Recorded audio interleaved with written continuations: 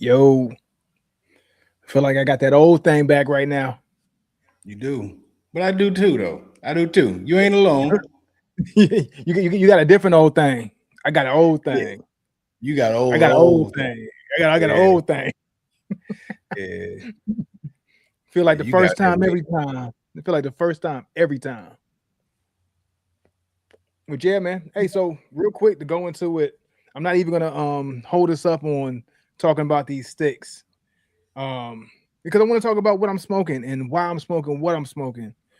So just got you you've been experiencing a plethora of Oliva V series smokes Melanio that's come in different Mhm. shapes, different sizes.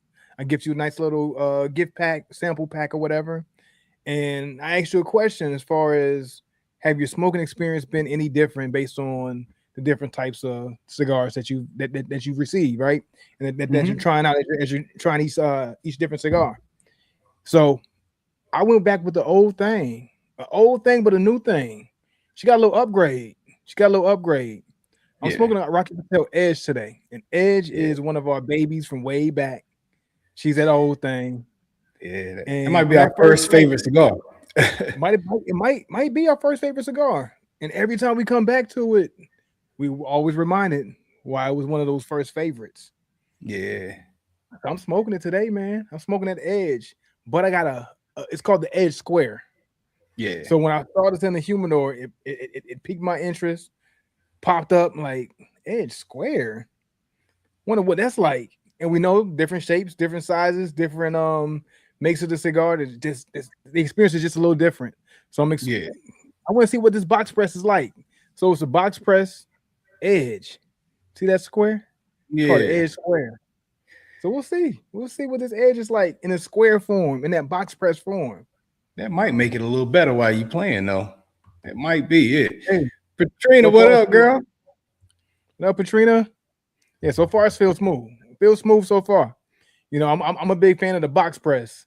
So you throw edge, give it a little mommy makeover. Yeah.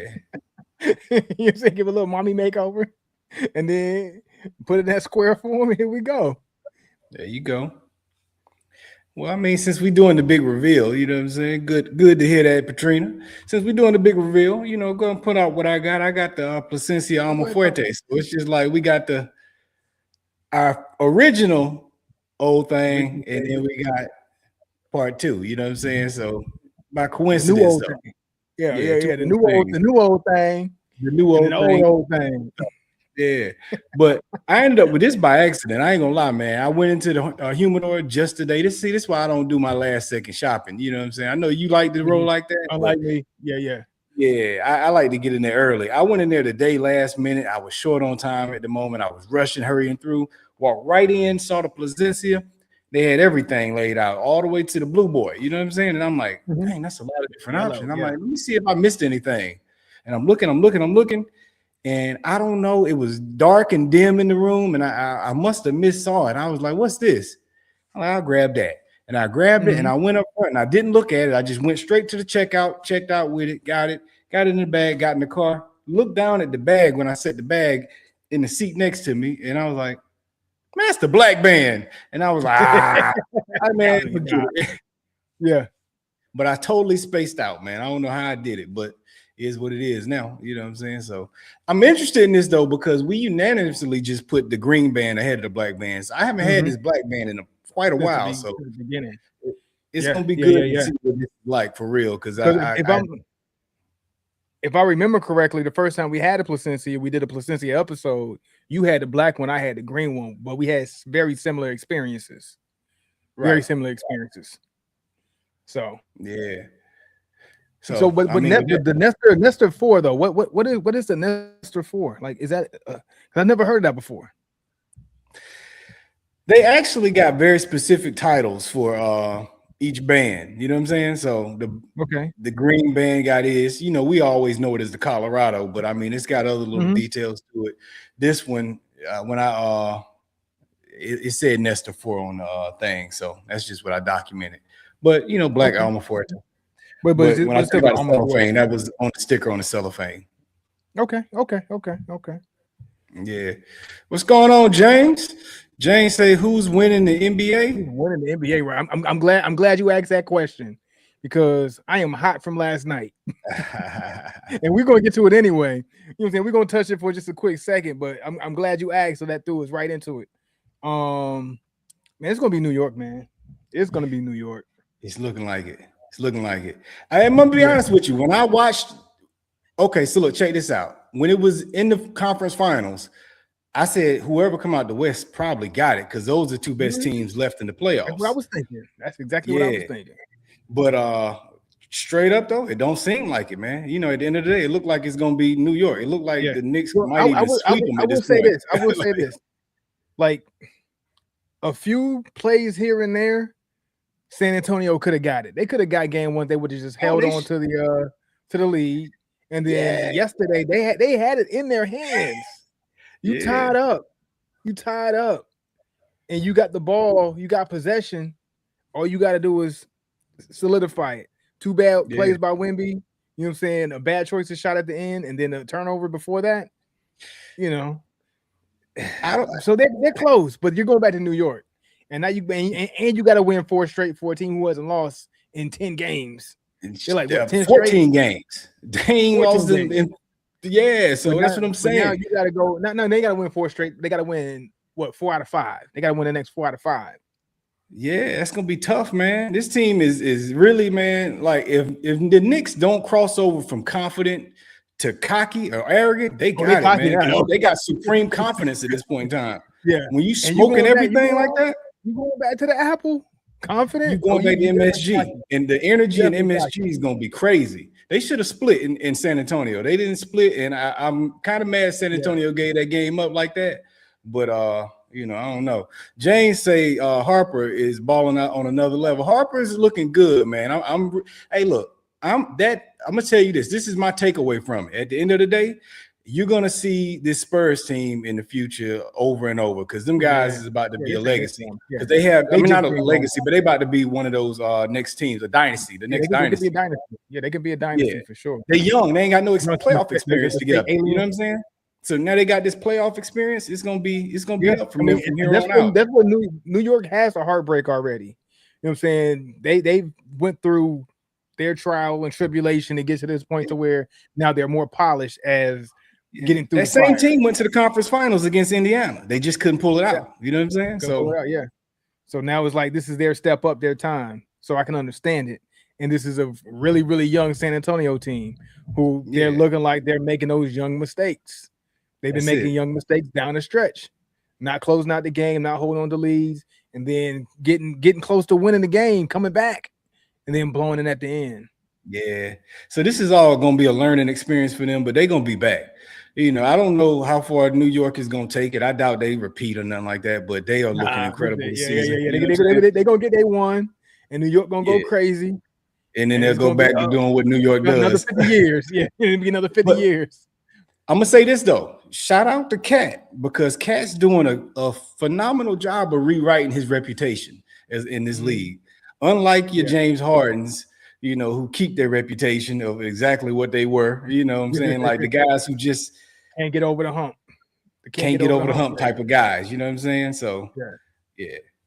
I'm happy to see one of the guys actually go that looked like they weren't going to get over the hump. Find a way to change their role on the team and fit in and start winning successfully. Yeah, because like for him to not be the most talked about in New York, he's okay with that. He's okay with that. He's okay to defer to Brunson being the leader of the team. Yeah, because it's turning out the wins. So I'm pulling for San Antonio. I want to see San Antonio do well. You know, being here in San Antonio, like. It was fun to see him win the Western Conference, and the way the city went crazy last week was insane. Saturday last week, it was crazy watching them win, and then being around in the city, it was electrifying. It was great energy, and San Antonio needs that energy. They definitely need that energy, but New York is starving for that energy too, and New York deserves that energy too. So hopefully, it's not over. It's not over till it's over. Yeah, and game 3 will be very revealing, though. Game 3 will determine if it's over. for Win or sure. lose. Nobody's coming back. Yeah, nobody's coming back from 3-0. Not in the finals. Not in the Yeah. finals. But one thing that we do know is that San Antonio can respond with their backs against the wall. They've done it all playoffs. Yeah. Can they pull one more out with their back against the wall? Never know. Never know. Yeah. Never know. But one thing I know for sure is daggone Wemby, stop trying to bring the ball up, get in the paint, call for the ball up high, put it where nobody can get it, and score the bucket. The one time I wanted him to bring the ball up, he gave it away though. Right? Off a Castle back. It was like, dude, it's 10 seconds left in the game, man. You our star. We were gonna get it to you anyway. Come on across court now at this point in time. Like, so I think he got a little flustered. I think he got a little lapse in focus. And we saw that. We saw that inexperience, that big game inexperience come through. But it don't change what he could possibly be. You know what I'm saying? Like my guy say, he's an alien. He still is gonna be the alien, and he still have a great career after this. Just don't let it break you. Kobe shot like 3-4 air balls, you know what I'm saying, early in his career. So and came back and he was still Kobe, and he was still Kobe in the end. Yeah, still the Mamba. So it's you know what I'm saying? I like the way the league is going now. I was so anti-NBA and anti the way the game is being played, which is still a whole lot that I don't like, but I like the way that's going. I like the trajectory. I like what I'm seeing so far. Is Brunson pissing you off with his play? Not so much. Not so much. Yeah. We've had a stomach sitting through Harden. We had a stomach sitting through SGA. I can take Brunson. Yeah, he's a lesser level flopper than the rest of them. Yeah. He flop out as much as Wemby. You know what I'm saying? Like Wemby's big as he is, he's a flopper. At the end of the day. But I like Wemby, but I wish he wouldn't be so blow him in the wind type. You know what I'm saying? Like he like one of these matchsticks. This is Wemby right here. Yeah, he just and I know he can stand stronger than that. You know what I'm saying? Like, but just get a big base. I know you thin, but get a big base, man. Them guys shouldn't be knocking you around like that all the time. You shouldn't have nobody 6'2" knocking you over. You 7'6" and you got somebody 6'2" knocking you over. Come on, man. Come on. Yeah. And I like Harper. Harper got a little flop in him too. I've been noticing that too. I've been keeping my eye on him. I'm like, don't go that route, Harper. I like you, man. I don't want to not like you. I like you. Well, here's one misconception, because I've been seeing these videos of them going back to the 90s and like, I thought they didn't flop in the 90s. Flopping has always been part of the game. Yeah. Selling fouls has always been a part of the game. It's to what degree do you do it? Like if you got 10 flops throughout the season, guess what? That's 10 flops, but not 10 flops throughout the quarter. You know what I'm saying? You're gonna give me 10 flops in a quarter versus 10 flops throughout the season. So, like every time they show these little videos of somebody flopping, I thought they didn't flop in the 90s. Flopping has always been a part of the game. You just didn't do it every possession, every shot, every drive to the basket. Possession, and it was only certain guys who primarily were known to do it, and they weren't quite as egregious as some of the guys. Like Dennis Rodman was a flopper, but he was going against some big guys. Vlade Divac was a flopper, but he was doing it against Shaq. You know what I'm saying? Like. And you would get Reggie Miller. He was like a flopper, but he would like kind of kick his legs out. You know what I'm saying? And draw contact. He was one of those kind of guys. He was a foul baiter more so than a flopper. Yeah, foul baiter. Yeah. So it's existed. It's always been part of the game. Yeah, it's always been part of the game. Yeah, but it's just not as egregious as it has been over the last 10 years. We didn't like it then. I wasn't a Reggie Miller fan for that reason. Like, you know what I'm saying? Like, Reggie in this ugly game doing this messy. Like, I didn't like that then. Like, wasn't a Vlade Divac guy. It's like, run through him, Shaq. Like, run through him. Yeah. Every time he flop, hey, put it in his chest. Give him something to flop about. Put it in his chest. Give him something to flop about. So people's stances ain't changed. It's just when flopping started winning, it's like, oh Lord, everybody about to do it now. Yeah, when it became the recipe to win, not just a strategy throughout the game to give yourself leverage to kind of swing the game, it became the play. You know what I mean? And that's what the difference is.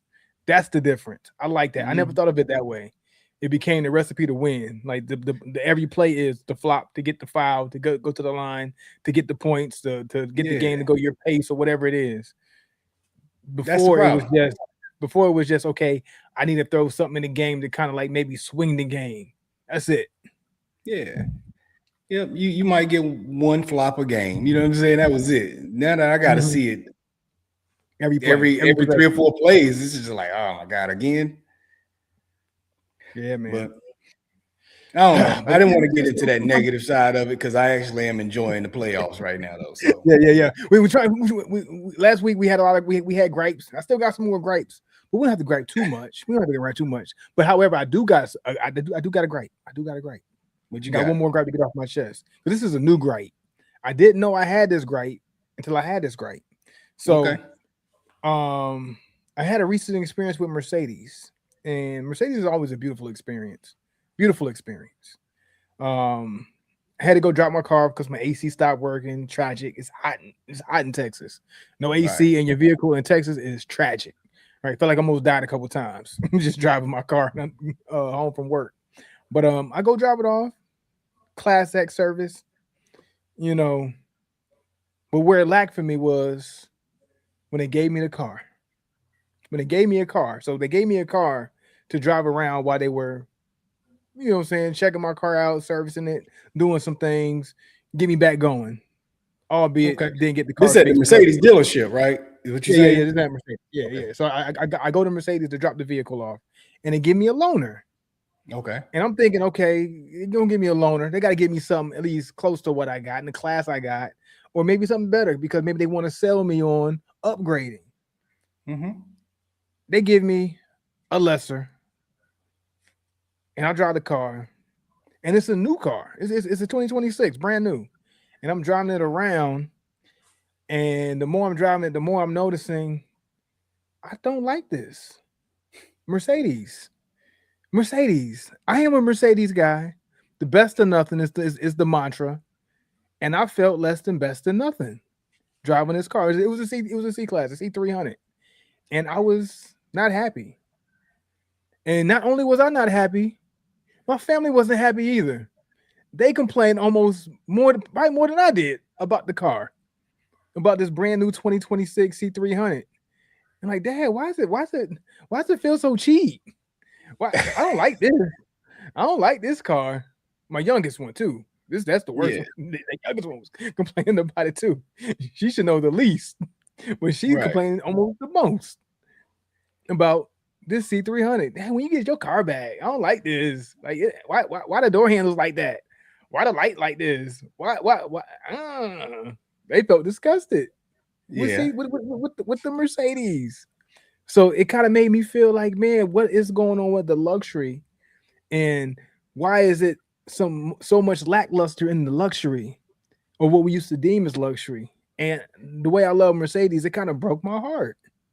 It broke my heart to sit in that vehicle, and I was a C-class guy at one point. Had two of them. That's what I want to know. Is it any worse off than the C's that you had in the past, or is it just like they just declined on the effort in the C in 2026? I feel like they not for lack of effort, because they try to do all these little trinkets to make it like kind of gleam, right? Kind of like gleam your eye, right? More distraction based versus on focus on the quality of what they're putting in the vehicle and give you all these distractions to make you feel like you have something that's more luxury than it really is. It felt like this is just here. Let me throw this at you like other vehicles do. Meaning one like a BMW or whatever, or even an Lexus. They throw these little trinkets to make you feel like you got something that you don't really got and dress it up. And then when you actually get to the weeds and you notice certain things, you're like, this ain't it. So they gave you the tech, but they didn't give you the quality parts, is what you're saying. They went plastic instead of metal on stuff. Yeah. Like, and you remember the Maserati that we rode a few years ago, right? And it was simple. Yeah. But you touch the things in there, you like, simple ooh, tech. Not. This is luxury. This feels luxury. This feels quality. This is what you're paying for. Right. Like you can feel the quality in the simpleness. Like the simplistic design of the vehicle, the simplistic presentation of the vehicle, but you can see the quality and the careful detail and attention to certain things, and that's what made you feel like luxury. I'm feeling like Mercedes is getting away from it. I'm scared. I'm nervous for them. Now, albeit this is at a lower level vehicle, maybe they're reserving it for their upper echelon vehicles and saying, "Here, this is what y'all get. This is what y'all get for y'all lower level vehicles." Maybe that's what it is. Hey, look, man, this is my question also. And this is my follow-up question. Is this all due to the fact that you just not a C-class guy anymore? So now you like you in a C and you looking at it with different eyes than you had when you were a C-class guy? I feel like your nose is in the air. Is that what it is? It could be. It could Were be. you just noticing stuff that wouldn't you'd have been like, if you were still a C guy, you'd have been like, you know what, man, we upgraded this go around. Yeah. We up. I don't know. Because all cars do that. You know what I'm saying? Where they reserve the good parts for the mid to high tier vehicles. So your entry level ones, they cheat you on the leather a little bit. The leather just ain't quite as nice as the other leather in the mid to high tiers. Yeah. Could be. And you know what? I'm gonna try to give Mercedes the benefit of the doubt and say, okay, maybe that's what it is. Maybe since I've upgraded in the class, maybe I can sense the lack thereof in this other class that I'm not in anymore. Maybe. But at the same time, I'm going back to my mindset of how I felt when I got into the first two vehicles that I had and how I felt about those. But then at the same time, I got to think, hey, maybe my palate has changed. Maybe I have grown in my eye. Maybe my attention to the detail is a little different because I have this experience now. And then now I got this, and it's been so long for the experience. Now my eye for detail is a little more honed in. Maybe that's what it is. Maybe that's probably what it is. Yeah, I hope so. I hope so. Because if I could take you back to your old C classes, you'd probably be like, nah, that ain't what my car was like. I won't driving in that. Like, you might. You know what I'm saying? You never know. Yeah, maybe. All right, maybe. It's just too far in your past, man. You done totally eliminated. You know what I'm saying? What that experience was. But I guess maybe I'm holding on to that feeling of how I felt when I first got it. But at the same time, it was a new experience, so it felt up here. And then I guess now that I went to here, now I feel like it's on the same playing field. But in reality, if I zoom out, it's probably like this. It's probably some kind of probably always was. You know what I'm saying? So I didn't know it. When you made the transition from class to class, did you notice a big jump in? In retrospect. In retrospect, I would say maybe. There you go. Maybe. And now going backwards, it don't feel the same. Yeah, that's what it is. Alternative, but they try to seem like it is by adding different features in the vehicle. Yeah. Just like some of these so-called top of the line restaurants. What's considered a top of the line restaurant nowadays? Like what is a top of the line restaurant? The restaurants that make for good photos, but the food don't taste all that good. You know what I'm saying? Always the ones, yeah. The food ain't never really good. Yeah, it's a great photo op though. You know what I'm saying? You post it, everybody gonna be like, "Ooh." I swear, you go to Nobu, you're like, why am I here? Did I even eat tonight? Did I eat? Yeah, man. Everybody want to go to Nobu, but it's like, this ain't nothing. Like luxury restaurant prices, but it don't feel like it's all of that. But I don't know. Maybe it's maybe I'm looking at it from the wrong lens. Maybe I've been on the wrong side of the glass now, and then I got to the other side of the glass, and then I went back to the other side of the glass, and like I don't like this side of the glass. Yeah, I don't like this side of the glass no more. So I got my vehicle back today, and when I got in it, it's like this feels right. People who fly first class don't go back to coach, bro. Like, you know what I'm saying? Like, they just like, I gotta stay business or higher. Like, that's just what it is.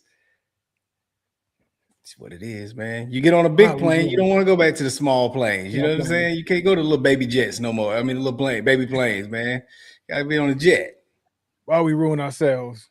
We ruin ourselves, man. I shifted my algorithm. That's what happened. You shift the algorithm, man. And I'm glad you said that, because we can get into this, man. You know, the whole reality versus algorithm. This is something I was thinking about, right? That some people in the world, they have this point of view of that they have in life. And then you find content on the web or the internet or social media or whatever that supports how you feel, and you like that, and you share that content. And when you do it, the algorithm feeds you more of it. They say, ooh, he likes this. He shared that one and he liked it. Boom. They give you more. Then you save the content. Ooh, I like that. I'm going to save that one and come back to it. They give you more. Meanwhile, you're starting to form this opinion of the world, thinking this is what everybody thinks. This is how we all feel. This is what the world is like, because you keep seeing it. Yeah. And also that what you're seeing is everybody else is seeing the same thing you're seeing, which is not always the case. Yeah, but they're not always seeing it. They're seeing a whole nother thing that they into, or that they believe, or what they think. And it's feeding it to them, and it's skewing your whole perception of what reality is for people, man. And I just, it started to hit me. I'm like, man, wow, you know what I'm saying? You really got to get off the internet. Like the kids say you got to go touch grass. You got to go touch grass, man, and see what the people are doing. Like I've said this in the past, the internet's not a real place. And it can really make you start thinking that what you do and say on the internet is what people is doing and saying in their regular lives. Like, you know, and like what was crazy with that statement of you saying the internet's not a real place. Like what scares me is the fact that in the world that we exist in, we've created a place. We've made it become a place, a destination where you go, the World Wide Web. When you're scrolling the Instagram and the TikTok and the whatever you're on or into, that becomes the world. That becomes your world. It's kind of it's kind of scary when you think about it. And we understand that it's not a real place. It's not a destination, but it's become our mental destination. You know what I mean? Like it's where people go to retreat. It's where people go to get their information. It's where people go to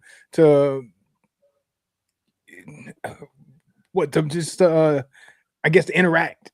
You know, it's become a place for interaction. It's become a place of retreat. It's become a place for news. It's become a place for entertainment. Yeah. Yeah. Sometimes some people can't see anything outside of the internet or what's on their phone to occupy themselves. Like there's nothing else to do. If my phone don't work, what am I going to do? What am I doing today? I don't know what to do. Yeah. Like you said, go touch grass. There's so much stuff to do outside in the real world. Yeah. And you'll find whole new opinions in the real world. Now, it's a lot of opinions that get influenced by the internet, and people take that into the real world, but that's not always the case.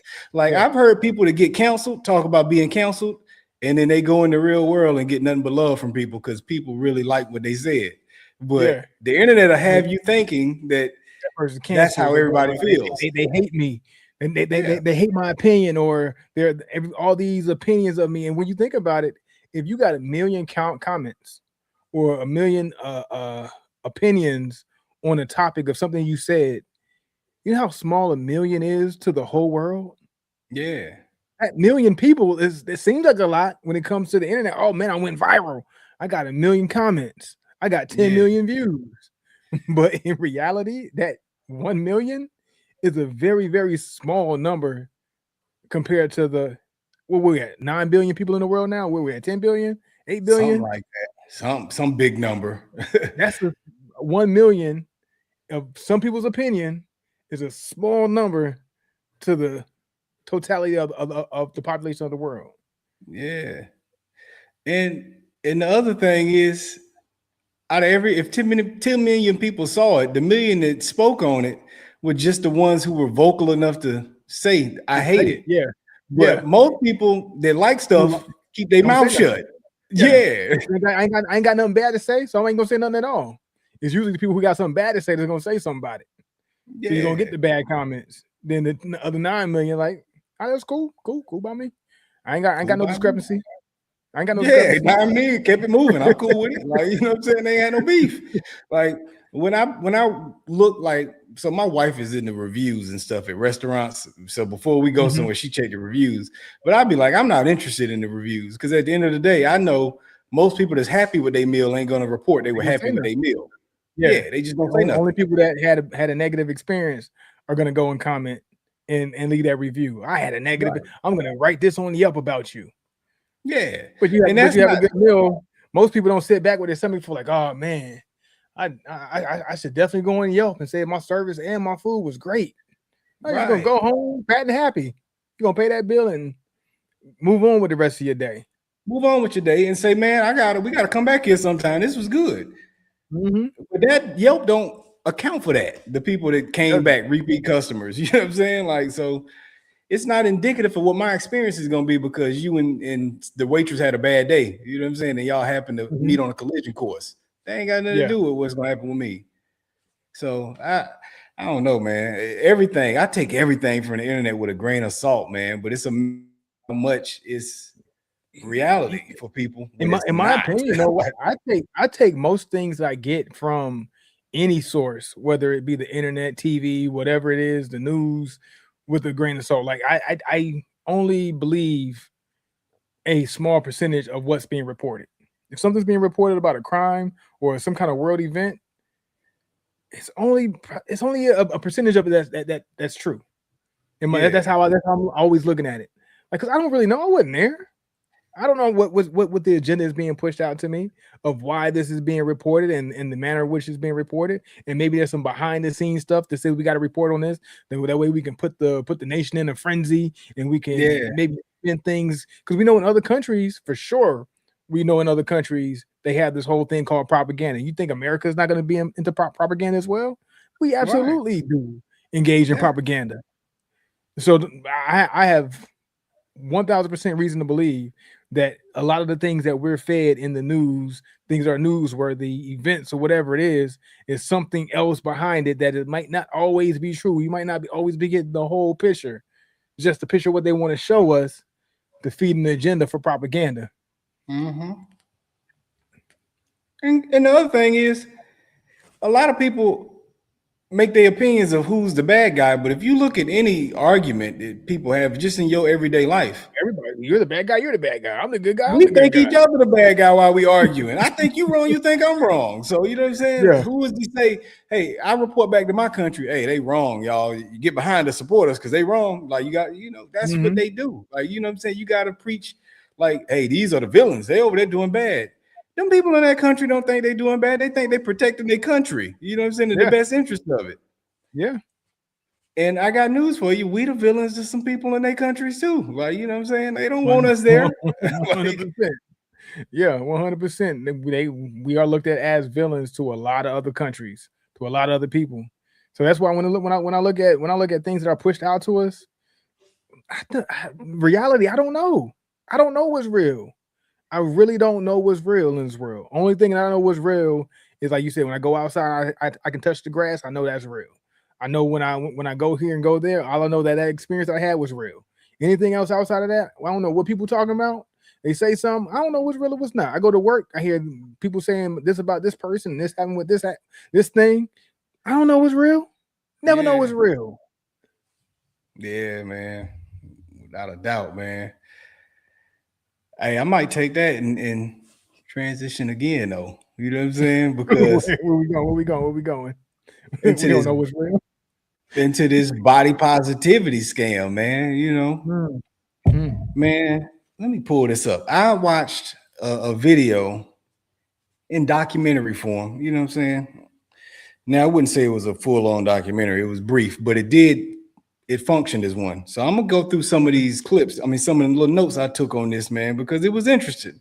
It touched on how, in recent years we've gotten into the body positivity movement. And for those who don't know, that would be like just a movement where they're like, hey, everybody love themselves, love you mhm. in all shapes, all forms, and how you come. You know what I'm saying? So don't get caught up in the whole, oh, this skinny is beautiful, or this shade of skin is beautiful, or this, whatever hairstyle is beautiful, love Yeah. yourself. And it was just kind of breaking down how at the end of the day, this positive movement was commandeered for money, and everybody that was a part of it got hustled. You know what I'm saying? Like, Yeah. got hustled.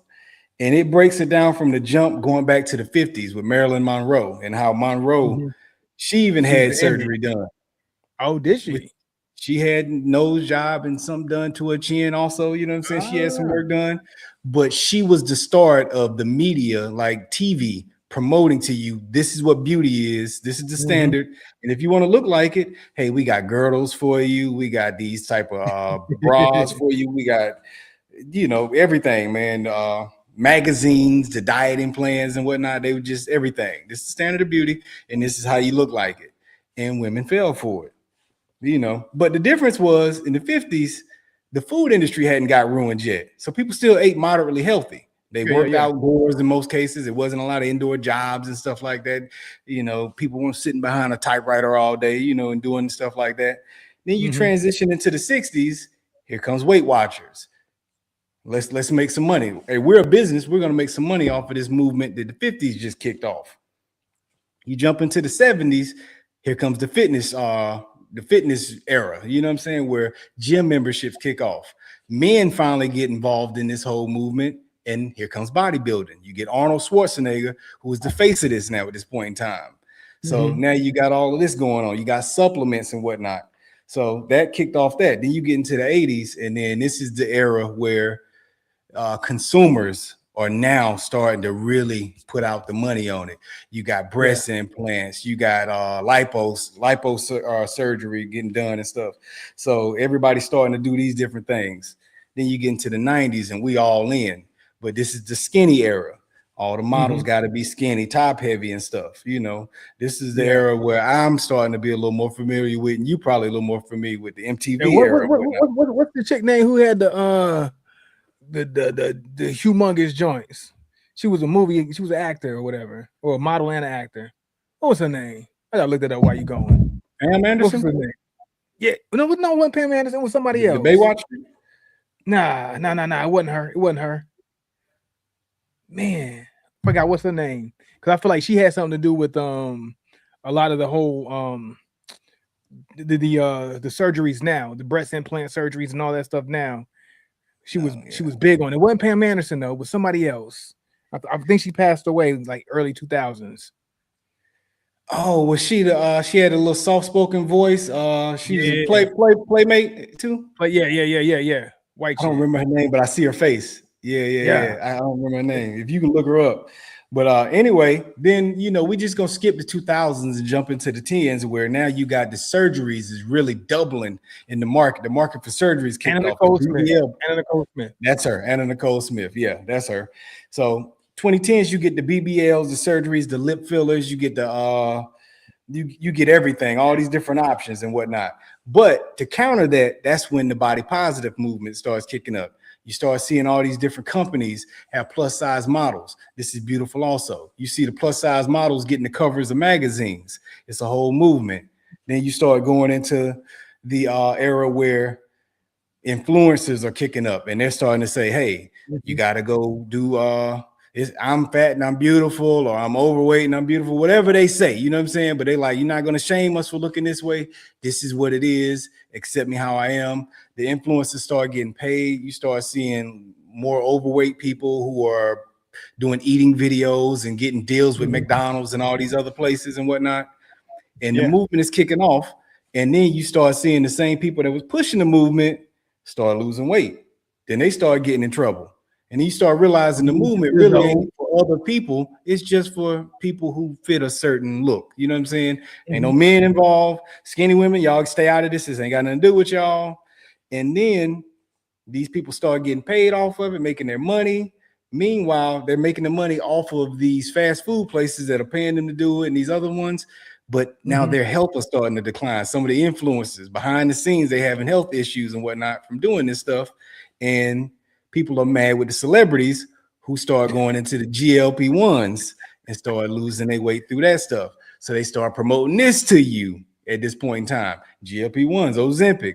Even Oprah gets on board. She was the queen of Weight Watchers. She has to step down from her role in Weight Watchers company because she got on a GLP-1.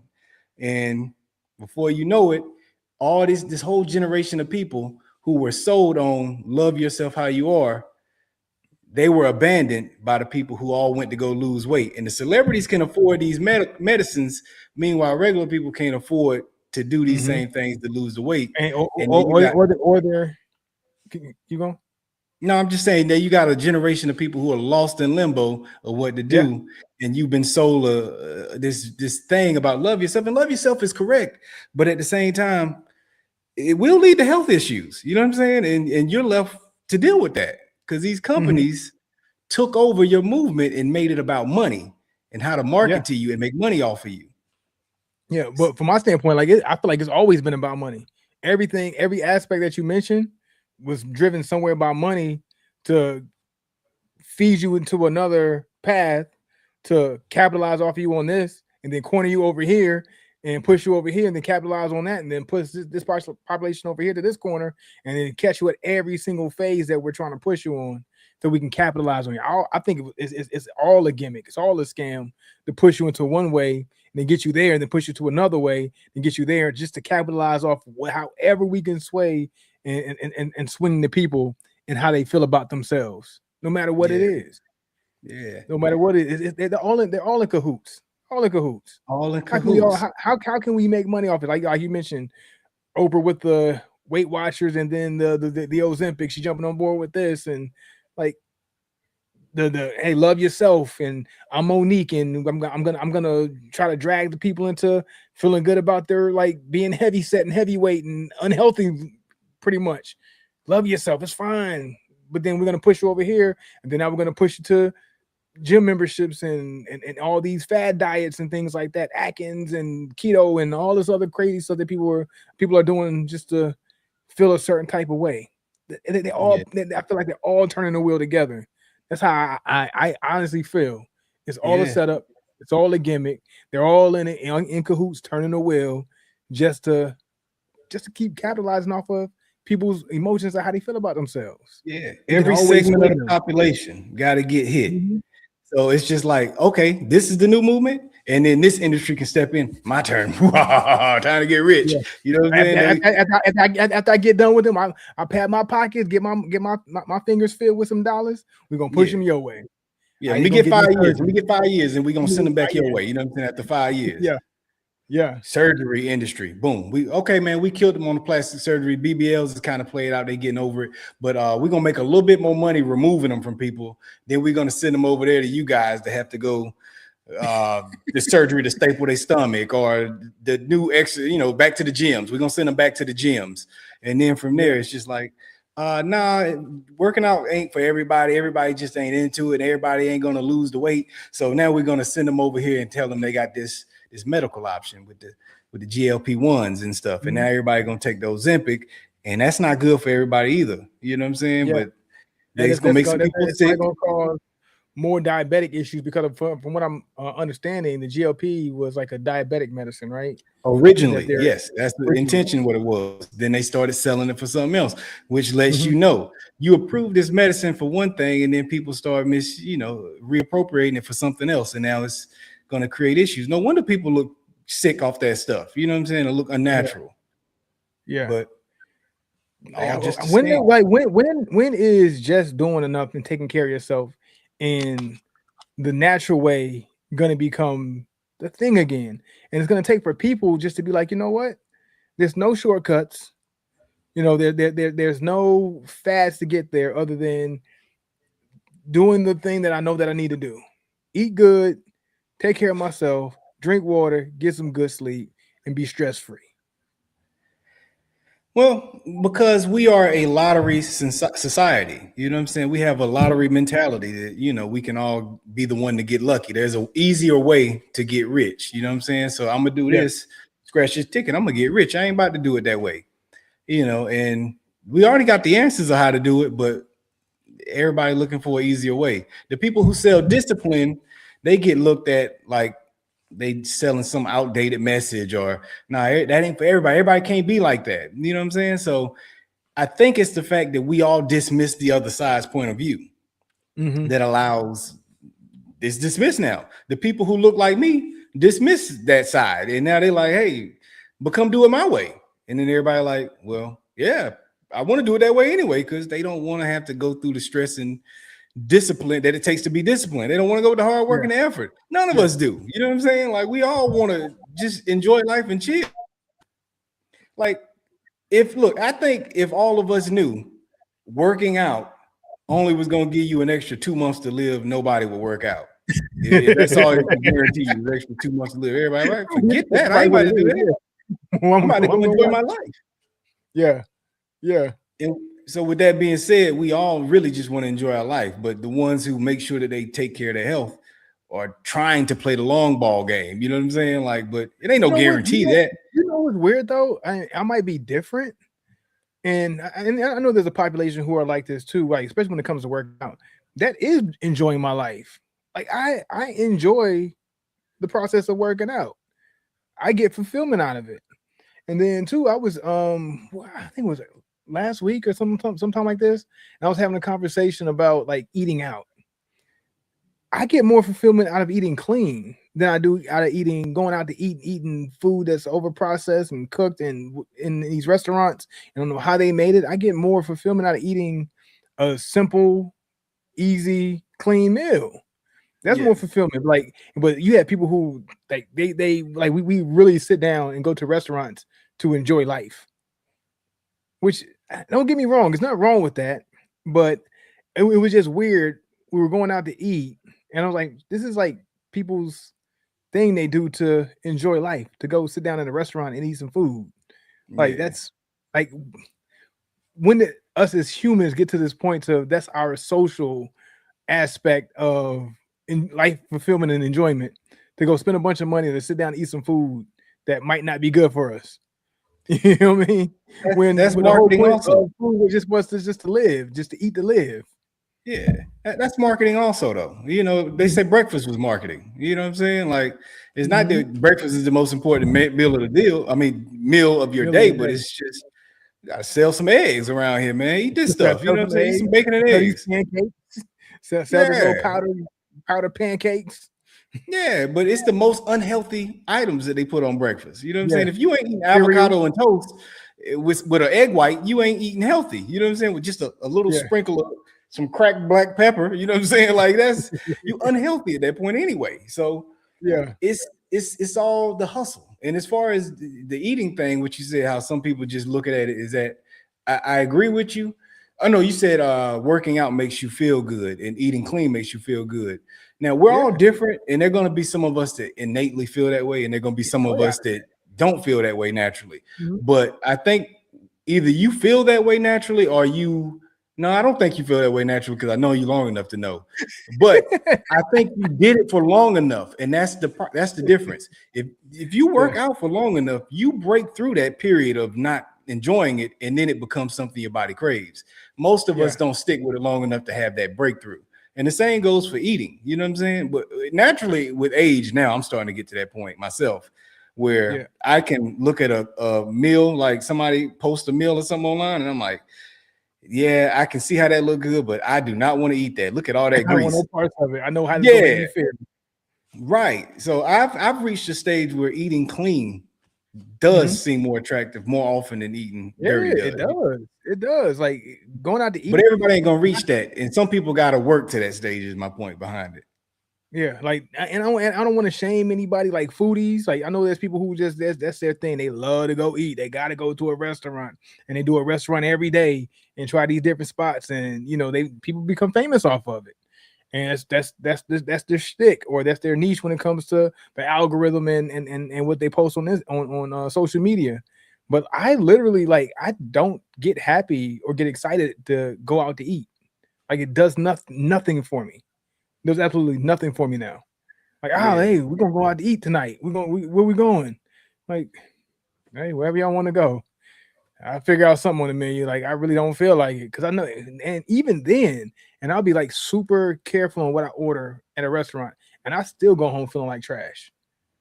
Yeah, doesn't matter what I eat at the restaurant. I'll still go home feeling like, oh man, my stomach hurt. Like, why? Like, why do I feel like this? I got itis. I just want to go lay down. I don't want to do nothing. Like, no matter what I eat, no matter what I eat from a restaurant. I can believe that. I'm not as bad off as you. You know what I'm saying? Like, I can go and eat what's supposed to be clean on the menu and feel good about myself afterwards. But I do understand that you just cross into another place that I didn't quite cross into. But I get the process because I can eat food that make me like not want to do. Like today, man, to be honest, I had Popeye's fried chicken today, and I hadn't had that in a long time. I hadn't had fried chicken in a long time. I don't eat it now. Yeah. And I ate it like a savage. I had to close my blinds. I didn't want my neighbors to see because I realized I looked like my little dog in it. I looked like a dog eating it the way I. But afterwards, I can't do that again for a while. And whatever I eat next will probably be something simple like a salad or something. You know what I'm saying? It'll be grilled, something grilled or vegetables and stuff. You know what I'm saying? Because I can only do one of those for a period of time. Like, you know what I'm saying? Like I can't just keep doing that. You know what I'm saying? Like it's like and that's the difference. Like every now and then to go and do something crazy and eat moderation junk or whatever. But then like once but those who like they get up to do that. That's what gets them going. What you gonna eat today and what kind of craziness that you're gonna put together today and going out to a restaurant 3-4 times a week. I can't do it. The food from the restaurant be already cooked. All you're doing is heating it up. Yeah, I believe that, and that's probably why people don't feel good because of that. Yeah, probably why you don't feel good. You know, ain't no telling how long that food been sitting around. You know, and it's probably what preserves the food that makes you feel terrible. Yeah, and like I was saying with the 50s back in the day, it less preservatives. You know, you didn't have all of those things, man. You know how people got to go look for organic section. You know, organic section is relatively new in society. Like I don't remember organic section growing up. Like you're right, because we didn't have to, because everything probably was already organic until it didn't become, until it wasn't organic anymore. Then we had to segregate and say, okay, well, now we process all this food. Now it's not organic, or we gave all these chemicals and stuff like that in the food that we just grew. It was not organic, so now we have to have organic section. But I'm pretty sure 40 years ago, everything was considered organic. Everything was grown naturally without all the extras. But and you always talk about how the size of chicken is bigger and all of this other stuff. There's a reason for that. They're the way they're preparing the foods and stuff. It's all about the money for us, man. It's all for us as a society anyway. America. This is an American conversation, I assume, more so than other countries. But Patrina said, I know a lot of people that had weight loss surgery passed away. 2 that I know of were my aunts. One was my mom's sister, and the other was my dad's sister. Them surgeries be rough on people, man. Like they really do, you know, and it's sad. It's sad. You know, my aunt had one of those, and you know, I don't she ain't quite the same. You know what I'm saying? Like she's still healthy, but she ain't quite the same afterwards, man. And I can see it on her. Because it's not natural. It's not natural to your body. Like it's not something that you should do to your body. Yeah. She said everyone knows how to boil noodles for Alfredo pasta. Yeah. And this is the other thing. You know, if you really want to be honest, we should be making our own noodles. You know what I'm saying? Making our own breads and stuff like that. We should be. Yeah. But the fact that we got so far away from it, like it's everything's on convenience now. You know, and here we go with everything kind of working together, like all these convenient ways of doing things, convenient way of living, weight loss, foods, what all like we mentioned, it all kind of goes together. It all goes hand in hand, and it's all, when it comes down to it, really all the capitalist scams. That's pretty much what we're feeding into. We're feeding into these capitalistic scams. Yeah.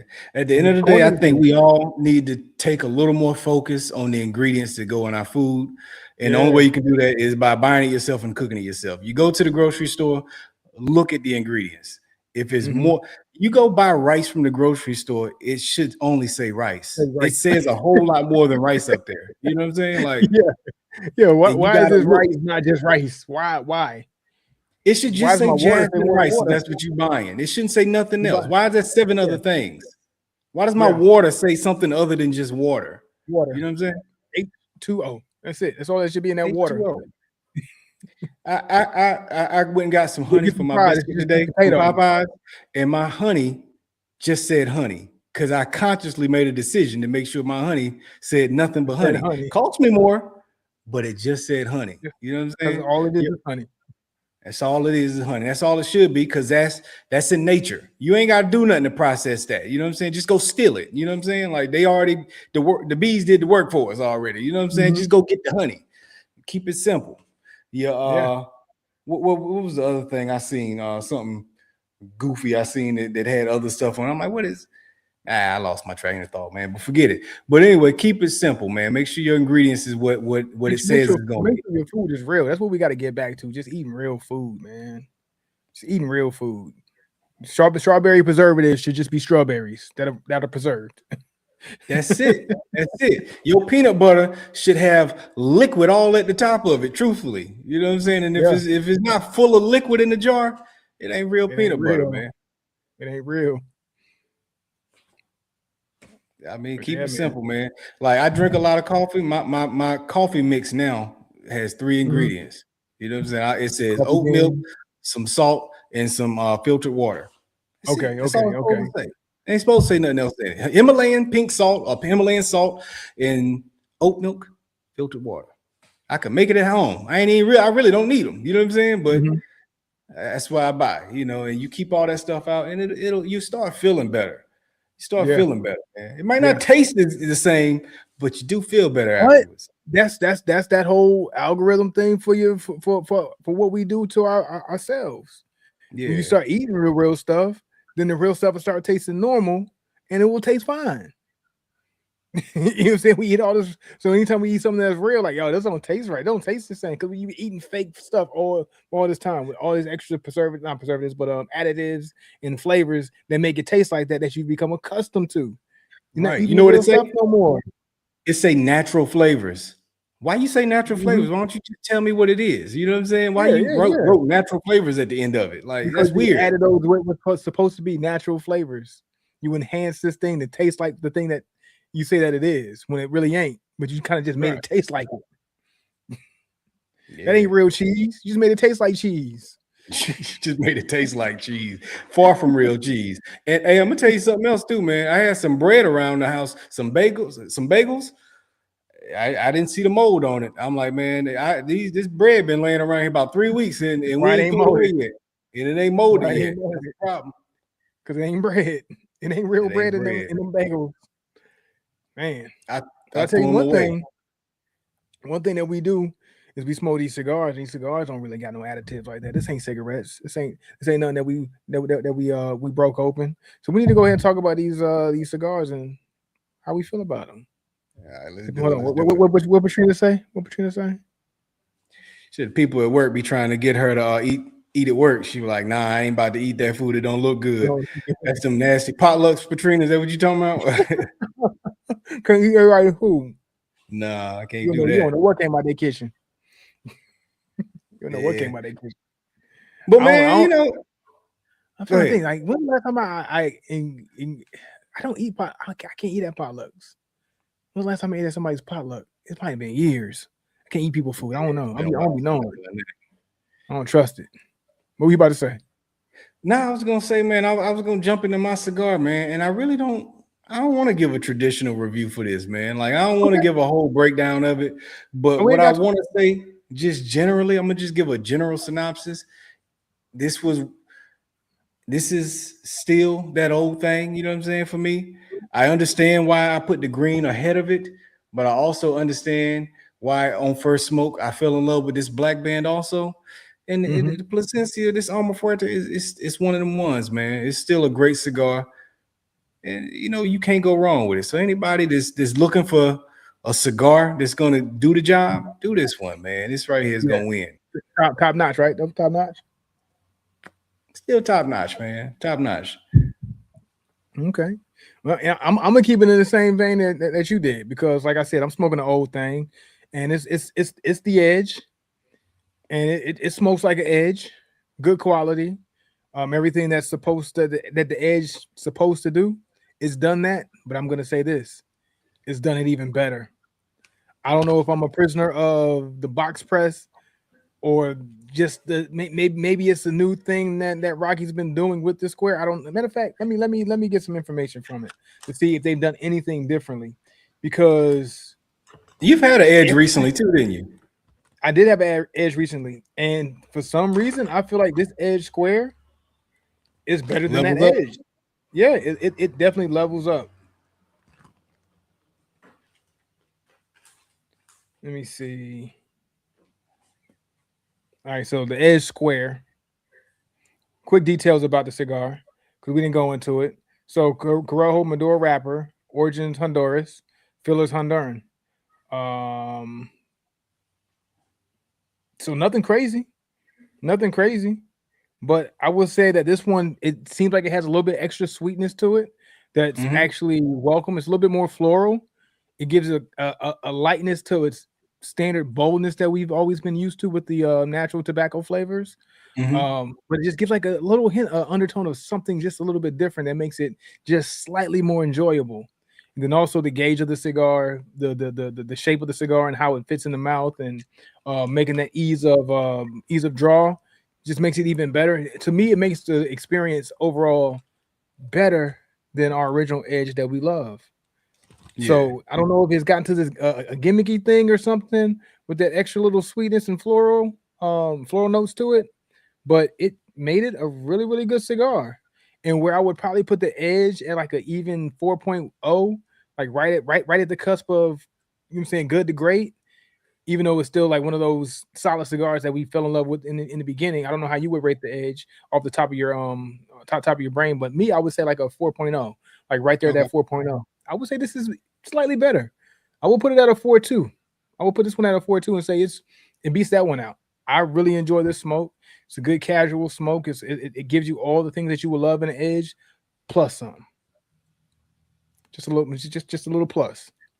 Hey man, to make it bring it full circle, man, it's the details that make the difference, man. Like you said, the shape, little extra added note within there, the blend, you know, the actual gauge of it, like you said, all of these little details make the difference between a C and an E, or between a box press and a natural. You know what I'm saying? So I think that's all it is, man. Sometimes you just gotta have a few extra little details, make it right.